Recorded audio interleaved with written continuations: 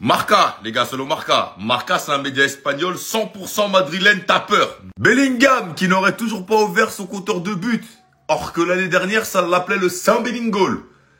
Serait un petit peu agacé parce qu'il pense être éclipsé par Kylian Mbappé. Les gens l'auraient mis un petit peu de côté. Il joue beaucoup plus reculé sur le terrain que la saison dernière. Ça commence, les gars. Je sors les popcorn calmement. Le Classico, il arrive bientôt. Attention. Je guette tous les matchs du Real. Faut le dire. Bellingham, il a le mort. Il court partout pendant qu'il y en a, ils font beaucoup moins d'efforts que lui. Même moi, je l'ai repéré. Et c'est pas le seul. Depuis l'arrivée de Kylian aussi, Rodrigo, j'ai l'impression qu'il est très oublié et très sous-coté. Attention, Madrid. Tic-tac. Une question de temps avant que ça pète dans vos vestiaires.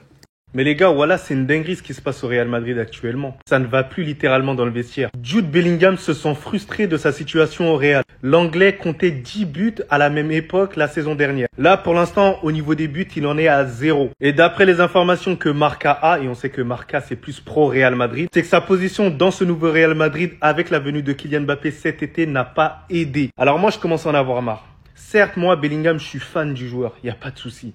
Mais il faut pas qu'il oublie que quand même c'est un milieu de terrain. Il y a un moment donné où il faut clarifier un tout petit peu les choses. Son but n'est pas de marquer des buts. Faut arrêter de lui mettre la pression sur cet aspect-là. Ok, ça fait plaisir de marquer des buts, mais son seul et unique objectif, c'est les récupérations de balles et aussi les passes décisives. C'est le plus important pour Jude Bellingham. En revanche, pour Kylian Mbappé, où on va regarder c'est au niveau statistique sur ses buts. Parce que oui, lui, c'est un attaquant de pointe. Donc, il faut pas que Jude Bellingham, il commence à trop mélanger dans sa tête. C'est sûr qu'il doit avoir quelques frustrations parce que Kylian Mbappé et Vinicius, par moment, ils font pas assez le pressing. Ils donnent pas assez rapidement la balle. Le mouvement offensif, c'est assez restreint en ce moment. Donc, le seul but de Jude Bellingham, c'est de faire ce qu'un milieu de terrain doit faire. Voilà, la saison qu'il nous a fait statistiquement l'an passé, c'est exceptionnel et on ne se rend même pas compte. Faut pas qu'ils se disent que toutes les saisons, il va réaliser la même chose. Voilà, il est trop exigeant envers lui-même. C'est une dinguerie. Moi, je vous dis, cette frustration, elle vient de quoi? Tout simplement qu'il n'est pas jugé à sa juste valeur selon lui un tout petit peu. Et je pense que le Ballon d'Or en fait partie. Il pensait avoir le Ballon d'Or, mais au final, c'est Vinicius. Donc, je pense que la frustration, elle rentre dans cet aspect-là. Mais il vous le dira jamais. Mais je pense qu'il y a une petite frustration. Parce qu'il a absolument tout gagné. Il est allé loin avec l'Angleterre, plus loin qu'un certain Vinicius. Et au final, il n'a pas eu le Ballon d'Or. Donc, mettez-vous un peu à sa place. Je pense que Jude Bellingham, il ressent un peu de frustration sur cet aspect-là. Dites-moi en commentaire un tout petit peu vos avis. Mais sinon, en vrai, ça va toi? Moi, en tout cas, bien. Carlito.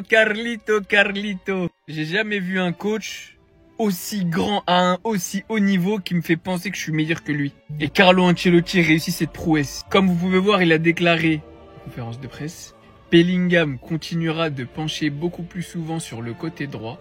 Mbappé préfère le côté gauche avec Vini. À droite, on aimerait Jude et Rodrigo. À quel moment de la vie, de l'histoire du football tactiquement, tu sacrifies Jude Bellingham, qui est top 2 au Ballon d'Or, qui sort une saison monstrueuse pour sa première saison d'adaptation au Real, qui peut jouer limite, je suis à deux doigts de vous dire, du poste de 6 au poste de 9. En vrai, de relayeur à un 10 très haut, presque 9,5. Avec un volume de jeu extraordinaire qui se défonce sur le terrain. Tu sacrifies Rodrigo, que tu laisses sur le banc comme un bon à rien. Tout ça pour jouer avec 2 mecs à gauche. T'es prêt à déséquilibrer toute ton équipe et à sacrifier tous tes pions pour Kylian. Je sais qu'il ne le voulait pas à la base. Je sais que lui, il voulait un Harry Kane, il voulait un vrai neuf. Et que c'est Florentino Pérez qui lui a imposé Kylian. Mais maintenant, il faut faire avec. Et là, Carlo Ancelotti est sur le point de faire à Jude Bellingham. Je compare pas les joueurs, hein. Je compare juste l'utilisation sur le terrain. Ce que beaucoup de milieux de terrain se sont mangés au Paris Saint-Germain, principalement Fabian Ruiz, c'est-à-dire d'être cantonné à un rôle pour essayer de contrebalancer l'équipe. Tellement Kylian t'apporte un déséquilibre défensivement et personne n'a les cojones de lui dire soit tu passes à gauche, soit tu passes à droite, mais bref, faut choisir un côté ou reste dans ta putain de surface comme un neuf. Voilà le résultat. Honnêtement, je pensais Carlo Ancelotti plus intelligent que ça, plus fin tacticien et meilleur gestionnaire d'ego. Mais visiblement, je me suis trompé.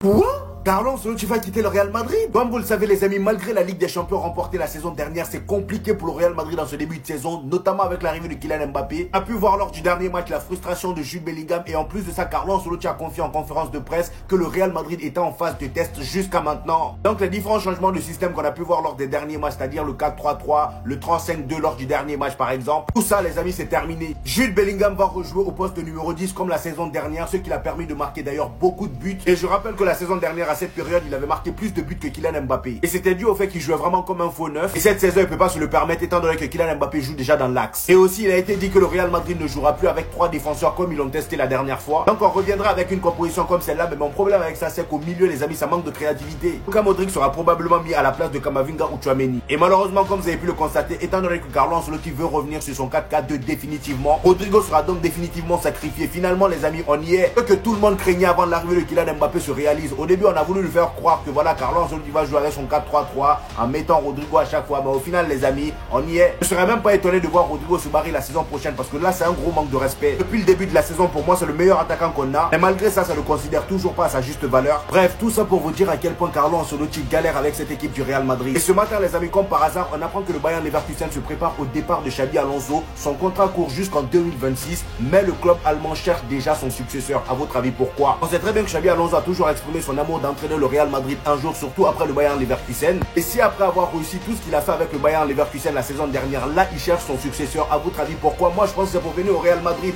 Après, pour l'instant, on n'a pas la confirmation. On verra par la suite. Regardez les gars, Jude Bellingham se sent frustré par sa situation au Real. L'Anglais comptait 10 buts à la même époque la saison dernière, aucun encore cette saison. Le joueur avait fait de sa célébration un rituel, une habitude. Sa position dans ce nouveau Real Madrid avec la venue de Kylian Mbappé cet été n'a pas aidé. Situation tout à fait logique, tout à fait prévisible. Quand tu as un Bellingham, on parlait de toi la saison dernière pour le Ballon d'Or, tu avais marqué 10 buts à cette époque et là aujourd'hui tu as 0 but. Le Ballon d'Or, il est loin. Tu te dis, ah ouais, j'étais proche du Ballon d'Or. Là, le Ballon d'Or, on ne parlera plus jamais de moi. Il y a Vinicius, il y a Mbappé devant moi, c'est mort. Et tu avais aussi plutôt dans la saison Rodrigo aussi qui n'était pas content de sa situation. D'ailleurs, je pense qu'il est toujours pas content de sa situation. Après, j'ai envie de vous dire, les gars, c'est pas forcément soit la faute de Mbappé, c'est un peu le cas dans tous les clubs. Quand tu as des joueurs qui aiment la lumière et quand il y en a d'autres qui prennent plus la lumière, forcément, ça attire la jalousie. Donc c'est comme ça dans tous les grands clubs. Maintenant, moi, ce que je me dis, c'est au bout d'un moment, Kylian et Vinicius, ça va forcément péter, les gars. Vinicius, il va avoir le Ballon d'Or. Kylian Mbappé, il veut le Ballon d'Or l'année prochaine. Comment ça va se passer? Vinicius, c'est un Ballon d'Or, il va pas être au service de Mbappé. Et Mbappé, il veut son Ballon d'Or, il est venu pour ça. Donc franchement, les gars, affaire à suivre. Les gars, guettez. Là, c'est Bellingham qui a la balle. Voilà. On regarde le déplacement de Kylian Mbappé. Est-ce que c'est normal? S'il vous plaît. Les gars, s'il vous plaît, ne me prenez pas pour quelqu'un qui est harcèle ou quoi que ce soit. Moi, je suis juste là pour montrer les faits sur le terrain seulement. Et uniquement sur le terrain. Est-ce que c'est normal cet appel de balle? Alors moi, j'en veux pas à Kylian Mbappé sur ça. Un tout petit peu quoique. Et je vais vous dire pourquoi je l'en veux pas énormément. C'est pas un attaquant. Il ne sait pas faire ça. C'est incroyable. Parce que là, je suis désolé, à ce moment-là, il doit partir dans la surface de réparation. Mais là, il nous fait un appel en retrait. C'est le numéro 9. Là, il n'y a pas de pertinence dans la fin de l'action. C'est pas lui qui doit terminer cette action au final. C'est pour ça que je vous dis, il y a un réel problème dans cette attaque-là. Bellingham, soit il joue tout seul, parce qu'il n'y a pas de solution autour de lui, parce que tout le monde l'observe au final. Kylian Mbappé, lorsqu'il a la balle, il n'y a que Bellingham qui fait des appels. Vinicius, il s'arrête littéralement. Et Vinicius, lorsqu'il a la balle, Mbappé, il s'arrête totalement. Donc au final, il n'y a plus d'appels croisés, plus de déstabilisation de la défense. Ce qui fait qu'on marque beaucoup moins de buts. Et oui, c'est difficile, c'est compliqué. Et c'est pour ça que Bellingham, il s'énerve. Mais le coach de Dortmund n'a pas compris que le Real Madrid n'a pas de tactique. Carlo Ancelotti n'a aucune tactique. Il a décidé de s'entraîner en Allemagne parce qu'il avait peur des espions et il voulait pas que le Real Madrid ne connaisse sa tactique. Mais quoi qu'il arrive, on va jouer de la même manière 4-4-2 avec Bellingham à droite ou Valverde à droite ou peu importe. La plupart de nos attaques et le pôle de créativité se trouvera sur le flanc gauche. On va attendre que Dortmund attaque. On va pas essayer de garder la balle. Et on va jouer, on va exploser en contre-attaque, on va faire de la transition. C'est ça qui va se passer. On va concéder des occasions dans le dos de la défense, comme chaque année depuis qu'on est avec Carlo Ancelotti. Et Courtois va nous montrer que c'est le meilleur gardien du monde, l'un des meilleurs gardiens de tous les temps en faisant des arrêts exceptionnels. C'est exactement ce qui va se passer. Donc pourquoi est-ce que Nouri Sahin a besoin de se cacher? 25, non. 25, s'il te plaît. Non, je me moque pas, mais c'est une giga dinguerie. Une plainte de l'équipementier Puma aurait été déposée contre la Fédération guinéenne de football. Je ne veux pas porter atteinte aux Guinéens, donc je suis parti me renseigner. J'ai fait un peu mon Sherlock Holmes, tu vois. Voilà ce que déclare la source Sili nationale de Guinée FR. 2000 abonnés sur Twitter, il déclare selon Chopin, voilà, je vais vous montrer après c'est qui. Une plainte aurait été déposée contre la Guinée parce que ça fait 28 mois que le Sili joue sous Puma sans être licencié. Le Chopin en question, c'est un journaliste et communicant sportif. Il a 1000 abonnés et franchement, j'ai regardé un peu son feed. Ça n'a pas l'air d'être un fou. J'allais sur le site officiel de Puma, j'ai tapé ma recherche Sénégal, voilà. Ça m'a sorti le maillot du Sénégal. Non, j'ai tapé Ghana, pareil, voilà ma recherche ici en grisâtre. Le maillot du Ghana est apparu. Maintenant, j'ai tapé Guinée. Désolé, nous n'avons trouvé aucun article correspondant au filtre sélectionné.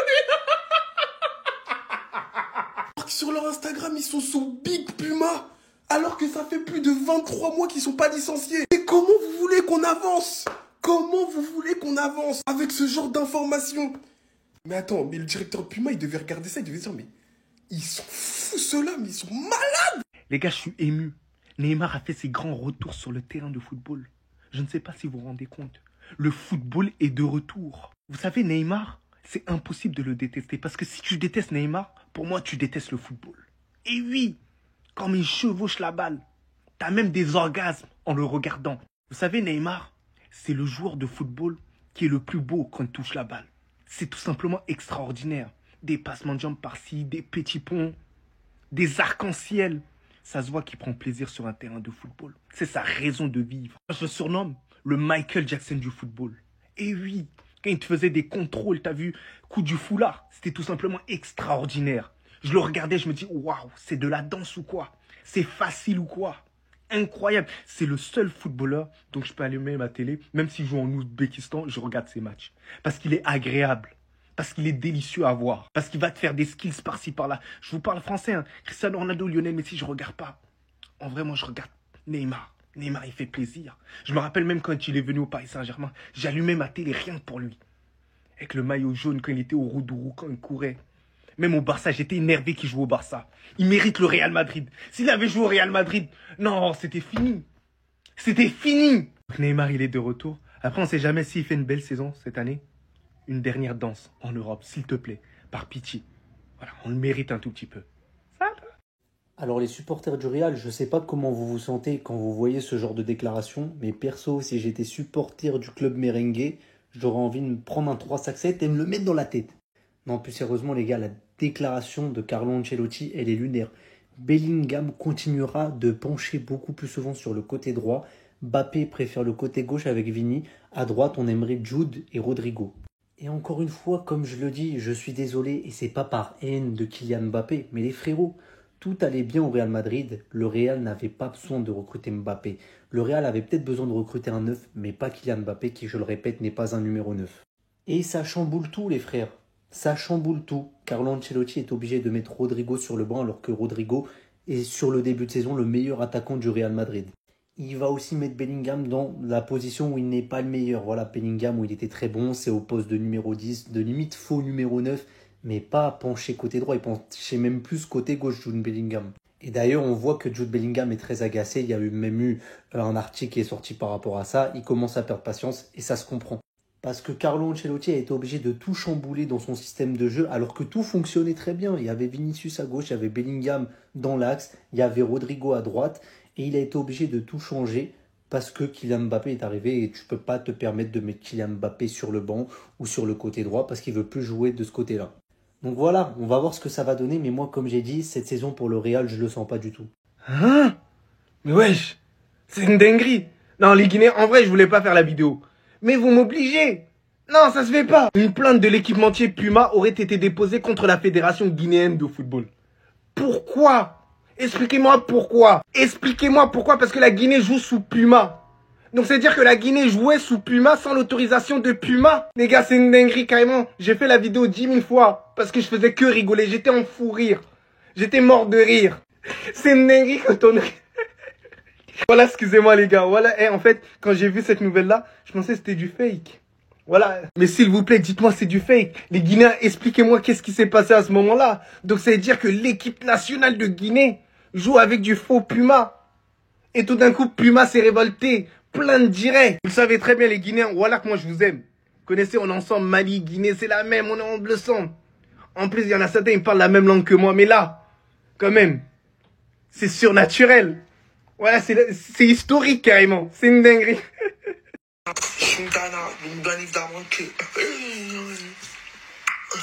괜찮아. 많잖아.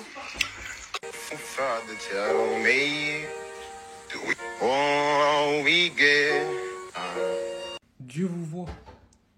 Dieu vous voit. Et il n'est pas ignorant à ce que vous faites. Absolument tous les humains qui se servent de l'IA pour faire ce genre de choses. Dieu vous voit.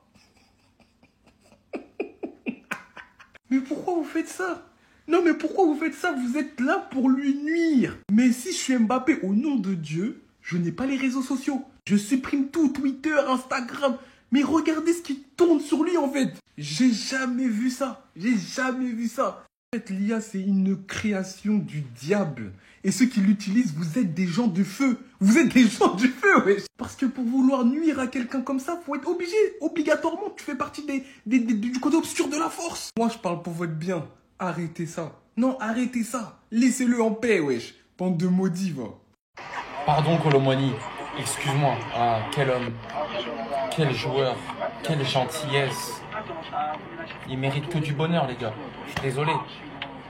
Il mérite que de la joie. Il mérite vraiment de réussir. Ça check comme si c'était des boucles de chez lui, non? Randal Kolo Muani, pardon. Est-ce que vous avez déjà vu un joueur qui sort de sa voiture, qui se pose comme s'il était en bas de la tour, qui discute avec des petits, qui discute avec des darons, qui discute avec des femmes, enfants, tout ce que tu veux, comme si c'était des membres de leur famille, sans sécurité derrière, sans rien du tout, qui passent du temps avec des supporters.